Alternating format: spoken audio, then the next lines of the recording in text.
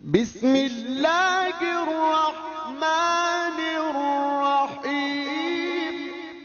अब खबर पहुंची ना कि मुसलमानों से हमारा काफिला बच गया है तो हमें वापस जाना चाहिए। उसने कहा यह तो हो ही नहीं सकता, हम वापस नहीं जाएंगे, हम मैदान बदर में डेरे लगाएंगे और 3 दिन तक वहां पर हम जश्न मनाएंगे और फिर वापस जाएंगे, और अगर मुसलमान हमें मिल गए तो हम जंग भी करेंगे। लोगों ने उसे बड़ा समझाया और सियाने कहते ने कि गिद्दड़ दी जो मौत आवे तो शहर वाले पासे भजदा है। ऐसे ही है ना, ये मिसाल उसकी बनी। नबी पाक सल्लल्लाहु अलैहि वसल्लम को भी अल्लाह ने बता दिया कि काफिरों का ये इरादा बन चुका है, अब आप भी अपने ग़ुलामों से मशवरा करें। नबी पाक अलैहिस्सलाम ने अपने ग़ुलामों से फरमाया बताइए क्या करना है। हज़रत अबू बकर सिद्दीक, हज़रत फ़ारूक आज़म उठे, बात की, नबी पाक खुश हुए। आपने फरमाया और सहाबा भी अपना जज्बा दिखाओ। एक सहाबी जिनका नाम हज़रत मिक़दाद रदी अल्लाह अन्हु, आप खड़े हुए, अर्ज़ की या रसूल अल्लाह सल्लल्लाहु अलैहि वसल्लम आप हमें ना फरमाएं कि हमने क्या करना है। हम कोई कौम मूसा है कि जिन्होंने कहा था कि जाओ और जंग लड़ लो। या रसूल अल्लाह हम कौम मोहम्मद हैं, हम बिल्कुल भागने वाले नहीं, बस आपका इशारा चाहिए। और जो बात की बड़े कमाल की, या रसूल अल्लाह अगर आप अभी हमें कह दें, हमारी अगरचे तैयारी नहीं, अभी कह दें कि रूम के बादशाह का चल के दरवाज़ा खटखटाओ और उसे कहो निकल बाहर जंग कर, हुजूर हम तलवारें उठाने नहीं जाएंगे, हम चल के दरवाज़ा खटखटा देंगे उसका। नबी पाक बड़े खुश हुए, भी कमाल का जज्बा है तुम्हारा। फिर आपने फरमाया कोई और सहाबी भी उठ के खड़ा हो, तो अंसार में से हज़रत साद रदी अल्लाह अन्हु आप उठ के खड़े हुए। आपने कहा या रसूल अल्लाह आपकी चाहत यह है कि कोई अंसारी भी बोले। फरमाया जी हाँ मेरी चाहत है, बोलिए। तो आपने जो बात की बड़े कमाल की, या रसूल अल्लाह आप हमें पूछे ना कि हमने क्या करना है, आप हुक्म फरमाएं, और हुक्म भी कैसा। फरमाया ये सामने समंदर है, अगर आप कह देना कि हमने छलांग लगानी है तो हम ये नहीं पूछेंगे क्यों, हम लगा देंगे, बस आपका हुक्म होगा। ये सहाबा कराम अलैहिम रिदवान का जज्बा जब मेरे आका ने देखा तो आपने पता क्या फरमाया, ऐ सहाबा अगर तुम्हारा ये जज्बा है तो सुन लो, अल्लाह की तरफ से तुम्हें खुशखबरी आके रहेगी। और साथ ही अगली बात पता क्या कही, आका ने फरमाया जो मक्का है ना, मक्का शहर मक्का, उसने अपने जिगर तुम्हारी तरफ भेजे हैं।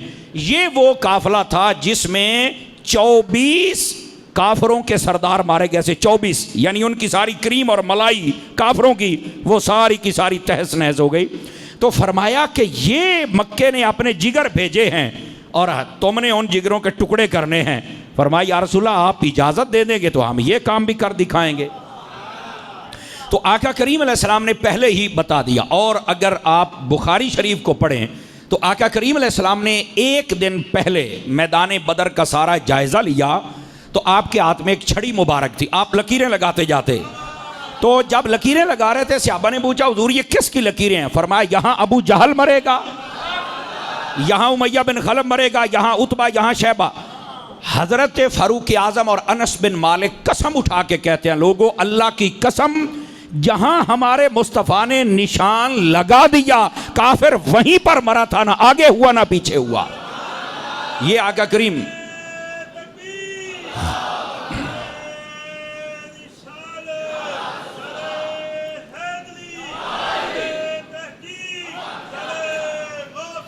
ये आका करीम सल्लल्लाहु अलैहि वसल्लम की शान अक़दस है। और हुजूर अकरम अलैहिस्सलाम ने फिर सहाबा कराम की सफ़बंदी फरमाई और जंग शुरू हो गई।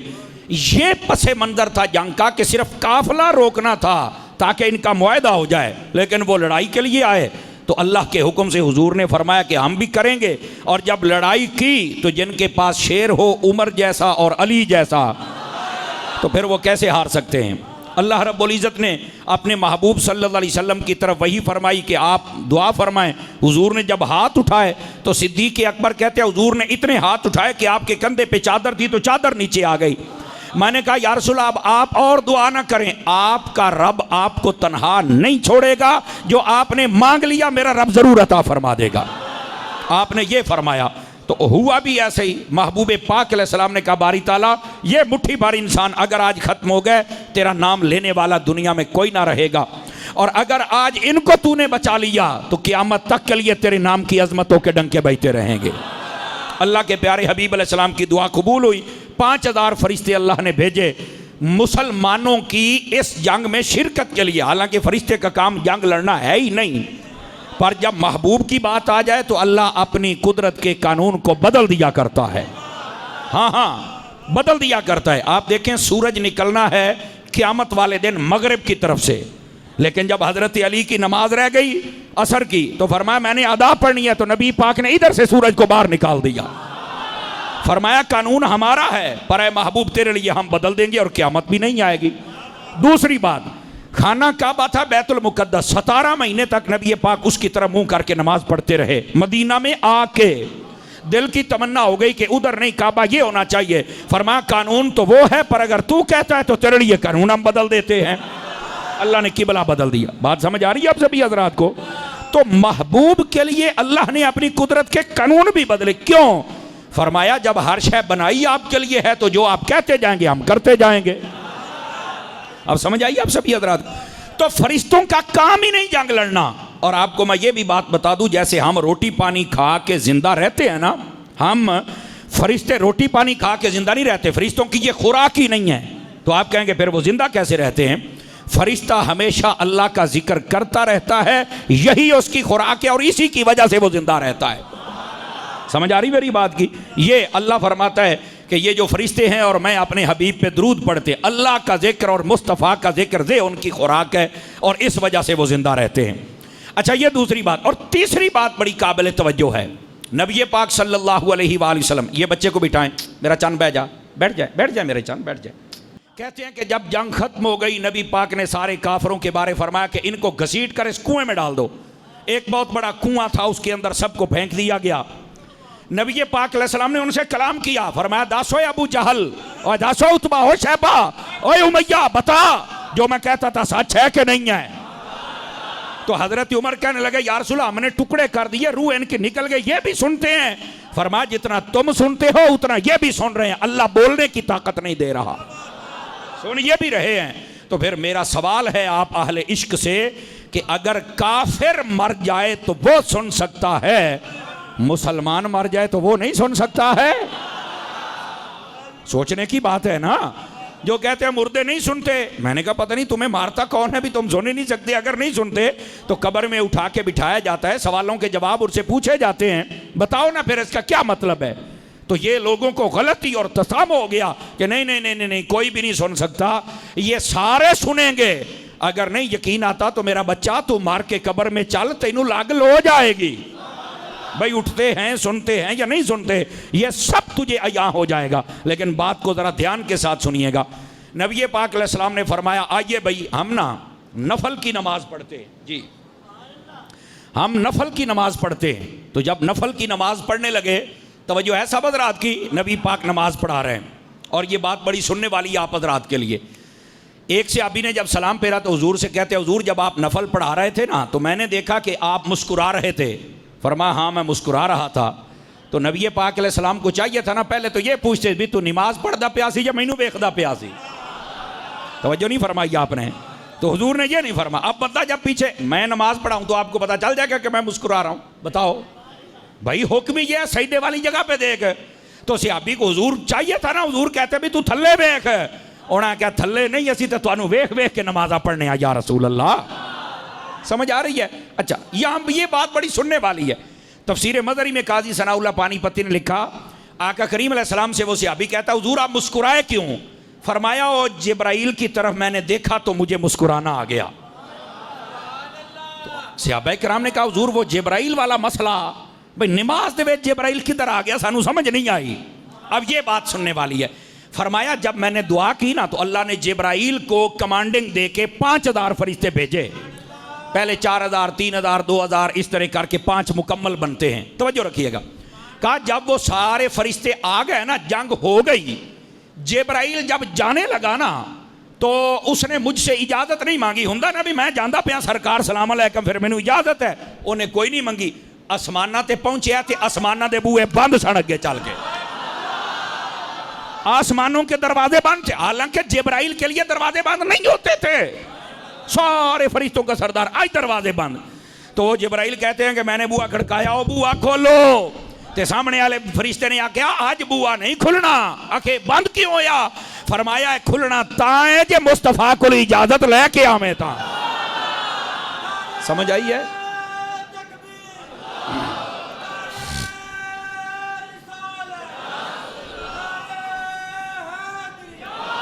आवाज़ चंद बंदों की कमज़ोरों वाली है, जवानों वाली आवाज़ चाहिए।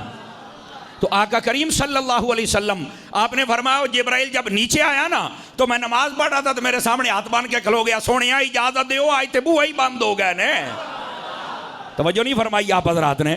तो मैंने कहा जब जिब्राइल जैसा अजीम फरिश्ता हुजूर की इजाजत के बगैर आसमानों पर नहीं जा सकता तो तू और मैं हुजूर की इजाजत के बगैर जन्नत में कैसे जाएंगे। तो आका करीम अलैहिस्सलाम के साथ और पंजाबी चादर में इतनी तो बना के रख भाई, साईं इशारा तो कर दे मैं ना तेरे हल। तो आका करीम सल्लल्लाहु अलैहि वसल्लम आपने इस जंग के अंदर इस बात को भी वाज़ेह कर दिया कि इंसान हूं या फरिश्ते हूं, अल्लाह ने उन्हें भी हुक्म दिया है कि जो मेरा महबूब कहे उसके मुताबिक तो मैंने अमल करना है। अब जरा अगली बात ध्यान से सुनिएगा। नबी पाक सल्लल्लाहु अलैहि वसल्लम आपने जंग फरमाई, 70 काफिर मारे गए, 70 कैदी बन गए। तवज्जो है सब हज़रात की, बाकी भाग गए। यहां पर एक सवाल होता है, ये जो आजकल थोड़ा सा 2-4 जमातें ज़्यादा पड़ जाए ना, और ये जो सोशल मीडिया के मुफ्ती होते हैं इनका दिमाग ख़राब हो जाता है। वो जंग नहीं करनी चाहिए, इंसानियत का नुकसान होता है, वो कितने बंदे मारे जाते हैं। मैं कह चुप कर छणकने, तेनू ज़्यादा पता है, कुरान हदीस पढ़ा नहीं है। जात दी कोट किरली ते छतीरियां नू जफे। आवाज़ कमज़ोरों वाली है भाई आपकी, है बेवकूफ, तुझे किसने कहा है। और सुने, ये जो जंग है ना, जंग मैं आपके सामने अभी बताता हूं, ये जंग जुल्म नहीं है, जंग रहमत है। अगर इस्लामी कवायद के मुताबिक देखा जाए, ये जो आजकल की जंगें लगी हुई हैं ना, कभी अमेरिका की जंग तो कभी रूस की तो कभी यूक्रेन की, ये तो निरा ड्रामा, ये तो अपना इक़्तिदार है। नबी पाक ने अपने इक़्तिदार के लिए जंग नहीं लड़ी। आप तवज्जो फरमाएं इस जुमले पर। आजकल इन जंगों को देखकर, इन जुल्मों को देखकर लोग कहते हैं कि शायद वो जो नबी जंगें लड़ते थे वो भी जुल्म था। कोई ऐसी बात नहीं। मैं आपको बताता हूं कि ये जंग जुल्म नहीं थी जो हुजूर लड़ते थे, ये रहमत होती थी। तो आप कहेंगे मौलाना मुतमिन करो कैसे। इसका सबसे पहला जवाब ये है, आपको पता है नबी पाक ने सारी जंगें किन से लड़ी? काफिरों से लड़ी हैं, मुशरिकों से लड़ी हैं। और वो भी ऐसे ही नहीं, नबी पाक पहले पैगाम भेजते थे, फिर खत भेजते थे, फिर कासद भेजते थे, फिर उनके पास चल के कहते थे कि अगर तुमने कलमा नहीं पढ़ना तो हमारी सल्तनत को मानो, हमारे कवानीन को मानो। जब वो फिर नहीं मानते थे तो फिर जंग होती थी। ऐसे ही नहीं जंग होती थी, और जंग भी दिन में होती थी, रात में हमला नहीं होता था। और जब जंग होती थी तो बच्चों पर, औरतों पर, बूढ़ों पर हाथ उठाने की इजाजत हुजूर ने नहीं दी। आप इस बात को समझिए ना कि पहले खत लिखा गया, पैगाम भेजा गया, कासेट भेजा गया और उनको सही रास्ता बताया गया। तो आप कहेंगे इतना क्यों जोर लगाया जा रहा है? मैंने कहा इसलिए अल्लाह ने हबीब से फरमाया, हबीब इनको बचा लो जहन्नुम से। ये जंग इब्तदाई इसकी ये थी कि लोग जहन्नुम से बचे और जन्नत में आ जाएं, और जो जन्नत में नहीं जाना चाहते थे उनसे जंग की जाती थी। और जो कलमा पढ़ लेते थे उनमें से फिर कोई उमर बिन खत्ताब बना, कोई उबैदा बिन जर्राह बना, कोई खालिद बिन वलीद बना, कोई साद इब्न अबी वक्कास बना। अब समझ आई मेरी बात की? तो जंग रहमत इसलिए है कि ये लोगों को जन्नम से बचाने का पैगाम होता था। और जब वो नहीं मानते थे, आकड़ी जाते थे, तो उस वक्त मजबूरन उनसे जंग करना पड़ती थी कि उनको भी पता चले कि हमने। फिर उसका फायदा क्या होता था? जब जंग होती, जितने कैदी बनते थे, ये नहीं कहा जाता था सबको कत्ल कर दो, नहीं। जितनी औरतें होती थी, ये नहीं कि इनको यहां बेजारो मददगार छोड़ दो। अफगानिस्तान में जंग हुई ना, अमेरिका 20 साल के बाद छोड़ के भाग गया। क्या बच्चे, क्या बच्चियां, क्या जवान, सारा मुल्क बेजारो मददगार है। लेकिन हुजूर ने फरमाया जंग के ये उसूल हैं, पहले उसूल पूरे करो, और जब जंग हो जाए जितने कैदी बन जाएं इनको अपने गुलाम बना के ले आओ। गुलाम को अपना हक मिल गया, औरत को अपना हक मिल गया, बच्चे को अपना हक मिल गया, जानवर को अपना हक मिल गया। नबी जंग भी करते थे तो तन्हा किसी को नहीं छोड़ के आते थे, सबको अपना हक अता करते थे। तुम कैसे कहते हो कि ये जंग जुल्म है? ये जंग तो बाकायदा तौर पर तहफ़्फ़ुज़ होती थी। और मैंने आपको बताया हुजूर ने ऐसे ही कोई जंग नहीं लड़ी। साड़ी पंजाबी चाहते ने जो काफना ने नक्को नक किया, जंग फिर हुई है। आपने तवज्जो नहीं फरमाई ना। अब बदर वाला मसला ही देख रहे हैं, कमाल वाली बात है। पैसा भी हमारा है और हमारे खिलाफ इस्तेमाल करने जा रहे हैं। तो राह ते डकना बनता है ना, नहीं तवज्जो फरमाए। और यार कोई बंदा मेरी फसल दे विचों ट्रैक्टर लैके लगे तो ये सही नहीं भी मैं इजाजत देवे, लेकिन वो जांदा हाल ही मारी जावे तो मुड़ मेरा हक तो बनता मैं रोका हो बाऊ को थोड़ा जिहा हौसला कर। तो जो नहीं खिलौना तो मैं आखना तले ला था हूं तेरा मुड़ मैं इलाज भी करा। अब समझ आई आप हज़रात को? तो ये जंग आका करीम अलैहिस्सलाम की देखी जाए तो बेशक ये रहमत थी, लोगों को जन्नम से बचाया जाता है, जो कैदी बन के आ जाए तहफ़्फ़ुज़ दिया जाता है। और आका करीम सल्लल्लाहु अलैहि वसल्लम आपने जिन जिन को कैदी बना के लेके आए उन सब ने मेरे आका का कलमा पढ़ा था। अगर ये रहमत ना होती तो कलमा क्यों पढ़ते? देखिए हातिम ताई के इलाके में नबी पाक ने जंग के लिए भेजा, वहां से कैदी बन के लोग आए, हातिम ताई की बेटी भी कैदी बन के आई, उसके न सर के ऊपर दुपट्टा नहीं था, नबी पाक ने चादर फेंकी कि इसके सर पर दी जाए। तो एक शख्स ने कहा कि ये जो औरत है ये तो काफिरा है और काफिर नापाक होता है। फरमाया ये बात बिल्कुल ठीक है, मैं काफिर नहीं देख रहा, मैं बेटी को देख रहा हूं, मैं बेटी को देख रहा हूं। आपने जब चादर दी उसने हुजूर के अखलाक देखे तो उसे भूल गया कि मुसलमानों ने हमारे साथ जंग की है, हमारे साथ क्या किया है। उसने कहा या रसूल अगर आप इजाज़त दें तो मैं अपने कबीले को चल के मुतमिन ना करूं, चूंकि आपके बारे में गलत तारो वहां पर करवाया गया है, आपके बारे में बताया गया आप जादूगर हैं, आपके बारे में बताया गया आप जुल्म और जबर करते हैं, आपके बारे में कुछ और बताया गया, लेकिन जो मैंने देखा है वो और है, अब वो नहीं है। आपने कहा ठीक है, कलमा नहीं पढ़ा उसने और चली गई वहां से। नबी पाक ने 4 सहाबा को साथ भेजा। जब अदी बिन हातिम उसका भाई उसने देखा तो कहने लगा ये इन्होंने तेरे साथ कोई रास्ते में जुल्म ज्यादती तो नहीं की, कोई तेज नजरों से तो नहीं देखा? तो वो हातिम ताई की बेटी अपने भाई को कहती है जबान मट्ठी कर, तू मेरा बिरा जरूर है पर तुम्हें ये पता होना चाहिए ये असहाबे मोहम्मद है। और उसने जो जुमला बोला तांदलियां वालों दिल की तख्ती पर लिखो, उसने कहा तू सगा भाइयों के मेरी उतनी हिफाजत नहीं कर सकता जितनी अच्छे तरीके के साथ मोहम्मद मुस्तफा के गुलामों ने मेरी हिफाजत फरमाई है।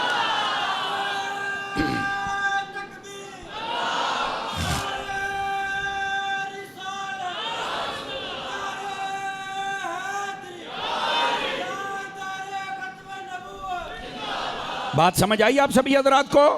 ये है आका करीम अलैहिस्सलाम का हुस्न अखलाक। तो ये जो जंगे बद्र हुई इसमें भी मसला ये था कि वो मुसलमानों का माल और अपने माल को इकट्ठा करके इनको सुख चैन की जिंदगी जीने नहीं देना चाहते थे, इनके खिलाफ जंग करना चाहते, इसलिए नबी पाक ने रास्ता रोका। और फिर अल्लाह रब्बुल इज़्ज़त ने मुसलमानों को फतह अता फरमाई।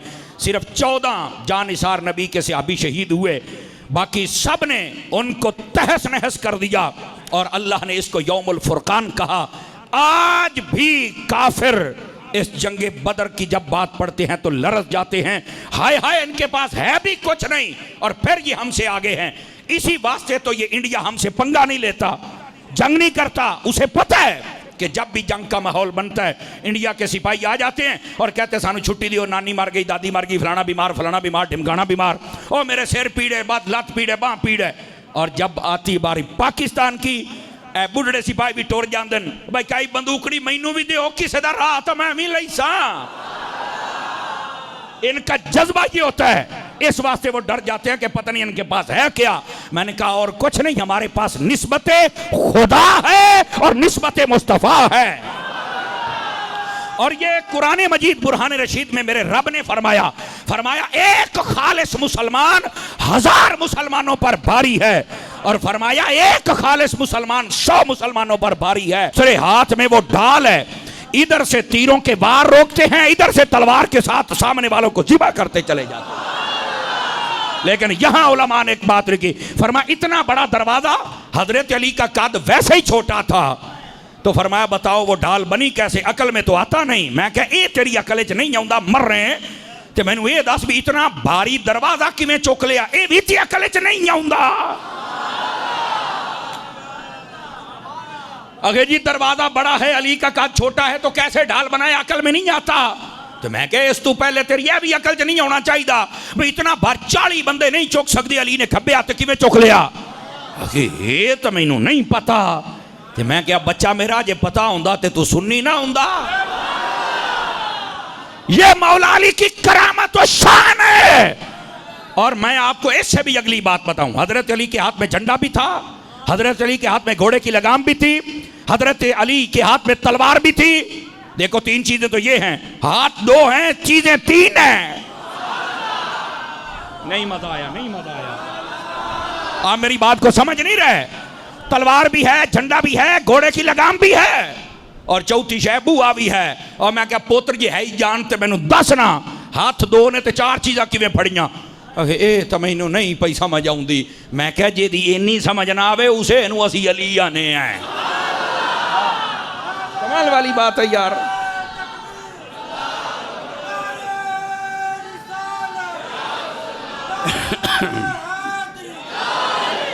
जी आ जाइए, ये मस्जिद की खिदमत के लिए आ रहे हैं, जल्दी जल्दी अपनी जेबों को हरकत दीजिए, अल्लाह तुम्हें बरकत अता फरमाए।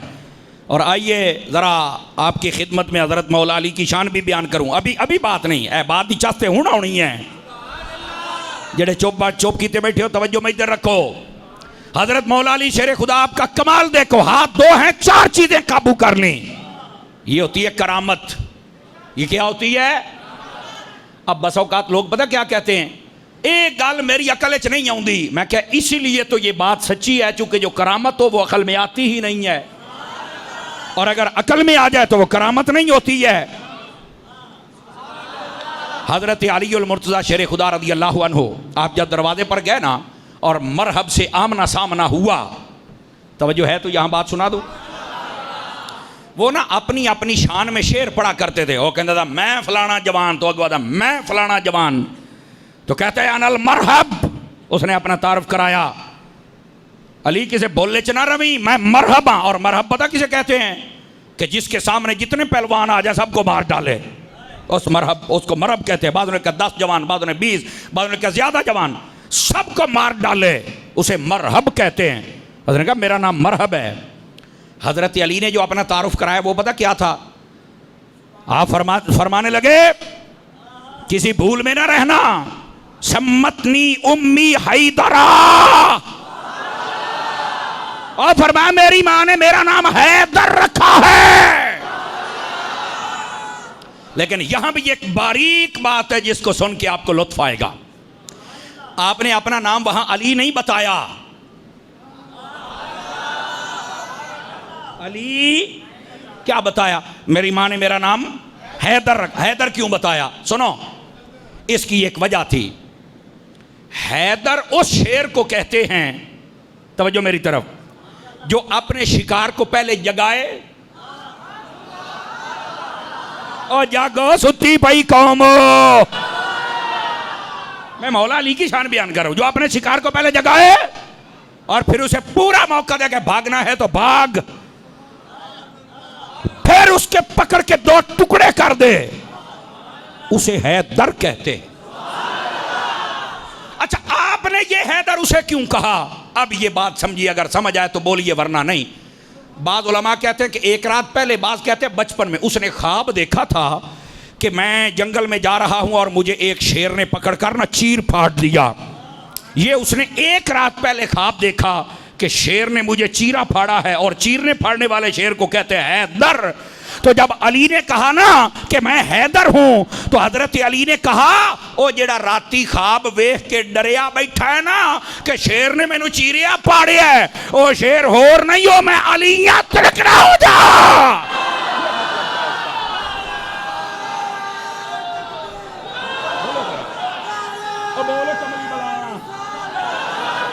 रगड़ा होके बोल।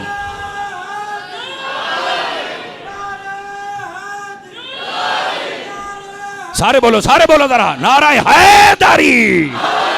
आपने फरमाया ओ जरा राती ख्वाब देखे भी शेर ने चीरिया पाड़िया, ओए ओ शेर होर नहीं हो, मैं अलिया। क्या बात है मौला अली की, ख्वाब उसने देखा है, ताबीर अली करके बता रहे हैं। हुण समझ आइए अली क्या है। आपने इसलिए इस नाम से तारुफ कराया कि हुण लग जाता पता, तो वो कांपने लग पड़ा। उसने कहा है ये शेर है, ओ हो आज तो मारे गए। उसने जब हमला करने की कोशिश की, आपने पहला हमला रोका और फिर इतनी तेजी से वार किया, यहां से लेके सीने तक आ गया। और बाज़ उलमा ने यहां पर एक बात की, मैंने किसी किताब में नहीं पढ़ी, लेकिन उलमा की बात है, पसंद मुझे बड़ी आई। फरमाया इतने जलाल से मौला अली शेर खुदा रज़ी अल्लाह अन्हु आपने तलवार मारी, अगर खुदा ना खासा जमीन पे लग जाती तो आज जमीन का नक्शा कुछ और होता। इतनी ताकत अल्लाह ने शेर खुदा को अता फरमाई। ये है हजरत मौला मुर्तजा। समझ आ रही है? और यहां पर मैं एक बात करूं, हजरत अली के नारे लगाओ और सुन्नी बन के लगाओ। मलंग जंग भंग ये बन के ना लगाओ। आवाज कमजोरों वाली है, जवानों वाली चाहिए मुझे।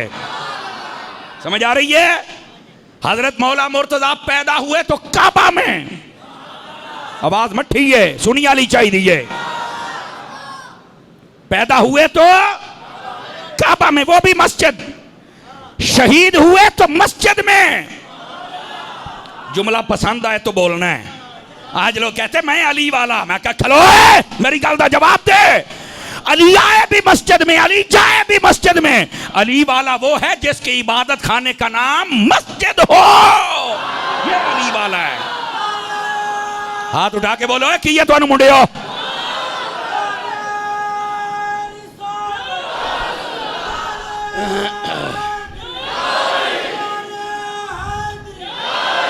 अली वाले होते हैं जिनकी मस्जिद होती है। अली आता भी मस्जिद में है, अली जाता भी मस्जिद में है। अली बता के जा रहे हैं कि अली वाला होता ही वो है जिसका मस्जिद से ताल्लुक हो, जिसका मस्जिद से ताल्लुक नहीं वो अली वाला। ओए हटो, क्या मत ताल्लुक है अली से? अली वालों का ताल्लुक मस्जिद वालों से होता। 5-4 बंदे रंग बन गए हो, मैनू लगदा को रिश्तेदारियां चेते आ गई इन्हें। बंदे बन जाओ, त्रकड़ियो बंदे ढिले पै बैठे ने, मुंह खोलो। हुजूर ने फरमाया अल कुरान मा अलीयन वल अलीयु मा अल कुरान। फरमाया कुरान अली के साथ है, अली कुरान के साथ है। पर मैं आज पूछना चाहता हूं, निकलो शहर में देखो कहां है अली वाले। वहां होंगे जहां कुरान पढ़ा जाएगा। चूंकि मौला अली कुरान के साथ ऐसे थे, हजरत शाह वलीउल्लाह मुहद्दिस देलवी कहते हैं जब अली घोड़े पर बैठने लगे, एक रकाम में पांव रखते, कहते मेरी अकल में नहीं आता। मैं क्या अकल रख थे बो, हमें अकल वाला बंदा चाहिए, फिर तुझे बात समझ आएगी। वो इतनी जल्दी कैसे हो गया? मैंने कहा जैसे हजरत सुलेमान अलैहिस्सलाम का उम्मती इतनी जल्दी तख्त उठा के ले आया था। अगर सुलेमान के उम्मती में यह ताकत है कि 6 महीने सफर जाने का, 6 महीने आने का, अख दा पलक झपकन तो पहले वो तख्त ले आ सकता है, ओए उम्मत मुस्तफा दे विच मौला अली ये इतनी जल्दी कुरान भी नहीं पढ़ सकता। आवाज कमजोरों वाली है, जवानों वाली चाहिए।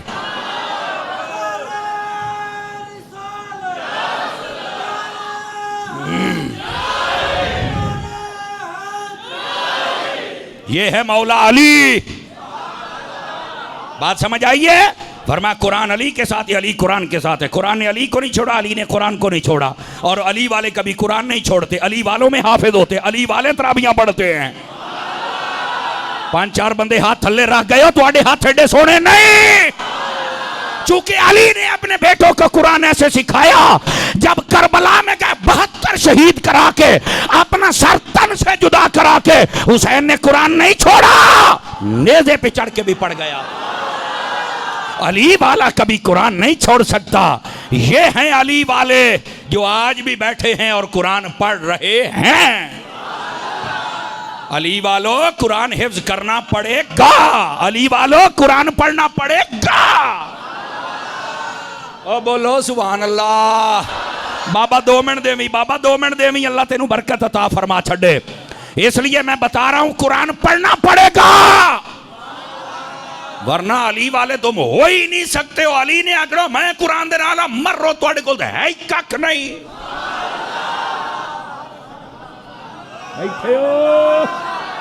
अली का जिक्र करना, नाम लेना, दुकान चलाना सौखा है, अली वाला सौदा रखना औखा है। और ये हम आपको दिखाएंगे, हम आपको आईना दिखाएंगे कि अली वाले होते कौन है। गिरामी कदर हज़रात, बात कहीं दूर ना चली जाए, अब ये टाइम इजाजत नहीं दे रहा और मैंने भी बड़ा लंबा सफ़र अपने मामलात सारे। यहाँ एक बात मैं, आखिरी 10 दिन का एतिकाफ़ जो दावत इस्लामी के ज़ेर एहतमाम हो रहा है फैज़ान अत्तार मस्जिद वो मक्का टाउन में हो रहा है। रही बनना तो मुड़ गारी रमेया, कदी किसी भांडे चाचा के मारना है, कदी टुक्कर चाचा मारना है, कदी इबादत न करन देंदा इंसान दा बच्चा बन। और जो एतिकाफ़ पर तशरीफ़ लेके आए मेहरबानी करें अपने मोबाइल को घर छोड़ के आए, दा दिहाड़े कुछ नहीं होने लगा। बैठे हो ठीक है, यहां मोबाइल देखने से बेहतर है रब का कुरान देखो। ठीक है, कोशिश करो 10 दिनों में कम अज कम 5 मरतबा तो कुरान पढ़ा ही जाए ना। ऐसा कुरान से लगाओ कि किसी और तरफ तवज्जो ही ना हो। ठीक है, एतिकाफ जरूर करे। हुजूर ने फरमाया जिस बंदे ने एतिकाफ किया मन अतकफ़ फी रमज़ान गुफ़िर लहू मा तक़द्दम मिन ज़ंबिही, फरमाया जिसने अल्लाह की रजा के लिए एतिकाफ किया अल्लाह पिछले सारे गुनाह मुआफ़ फरमा देता है। और इसमें गुनाह सगीरा होते हैं, कबीरा के लिए तौबा जरूरी है। समझ आ रही है?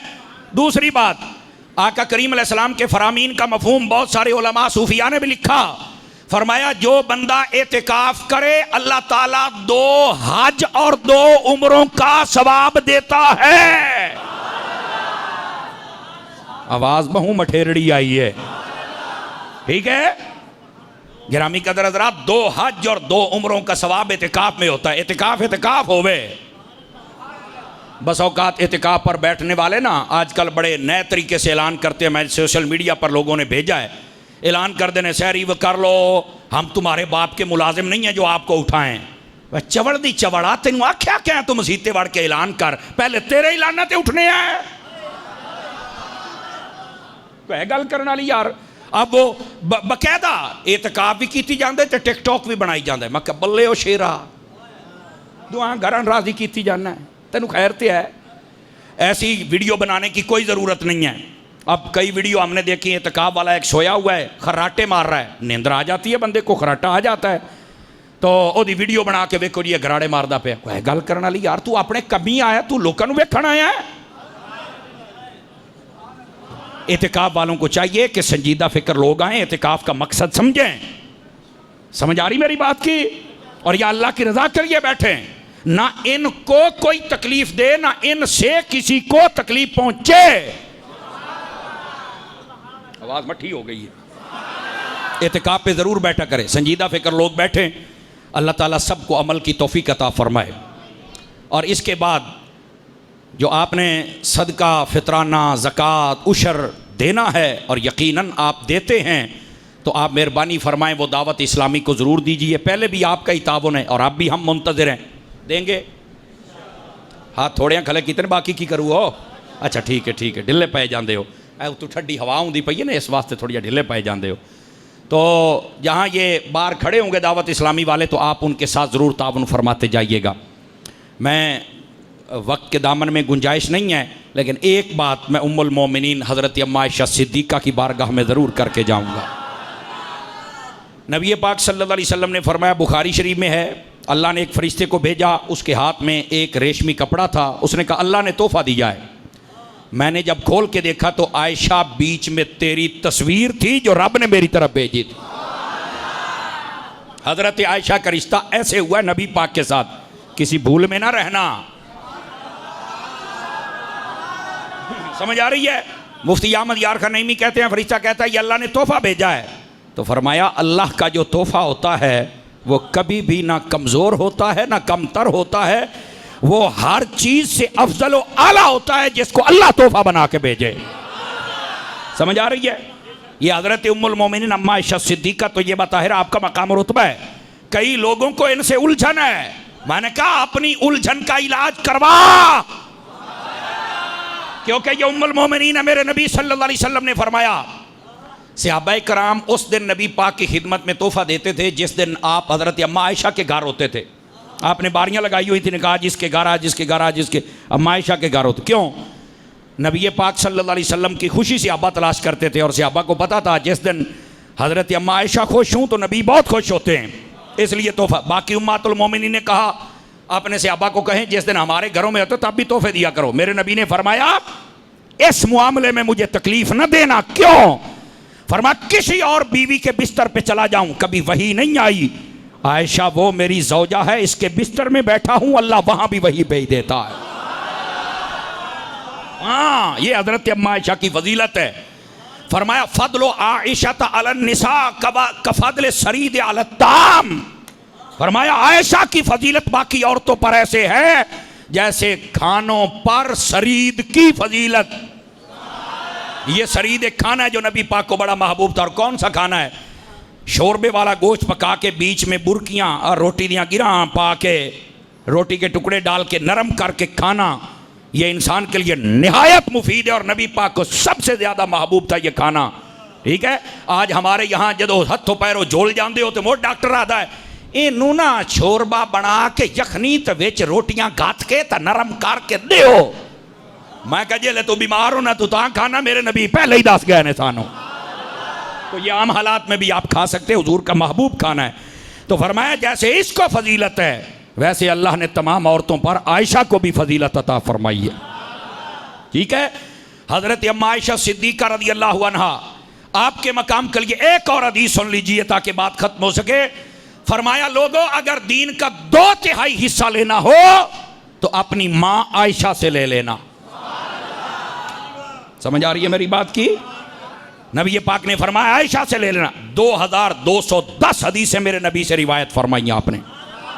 और इतनी बड़ी फकीहा आलिमा और मुजतहिदा थी, खुलफाए राशिदीन के ज़माने में भी आपका फतवा चलता था। अल्लाह ने आपको वो कमाल अता फरमाया। और ये उम्मुल मोमिनीन अम्मा आयशा सिद्दीका फरमाती है, मैंने आप ख्वाब देखा कि मेरे घर में 3 चांद आए हैं। आपने अपने बाप से कहा कि मैंने 3 चांद देखे हैं। फरमाया बेटा इसको अपने तक रखना, जब तेरी ख्वाब पूरी होगी तो मैं तुम्हें बताऊंगा। नबी पाक ने जब पर्दा फरमाया आपके कमरे के अंदर उनको दफन किया गया। फरमाया आयशा वो जो 3 चांद में से उनमें से पहला चांद आ गया है। और दूसरा फरमाया वो जब आएंगे तो वो भी तुझे पता चल जाएगा। और दूसरे थे हजरत अबू बकर सिद्दीक, वो भी वहां पे दफन हुए। और तीसरे थे हजरत फारूक आजम। ठीक है, ये 3 चांद फरमाया मैंने ख्वाब में देखे, मेरे घर में आए तो ये तीनों की कब्रें हजरत अम्मा आयशा पाक के हुजरे में बनी हुई। ये जो आज रौज़ा रसूल है ये अम्मा आयशा पाक का हुजरा है जिस पर क़यामत की सुबह तक सलाम ही होता रहेगा। समझ आ रही है? अल्लाह की उन पर रहमत और उनके सदक़े हमारी मग़फ़िरत और सुन्नत अदा फरमाए।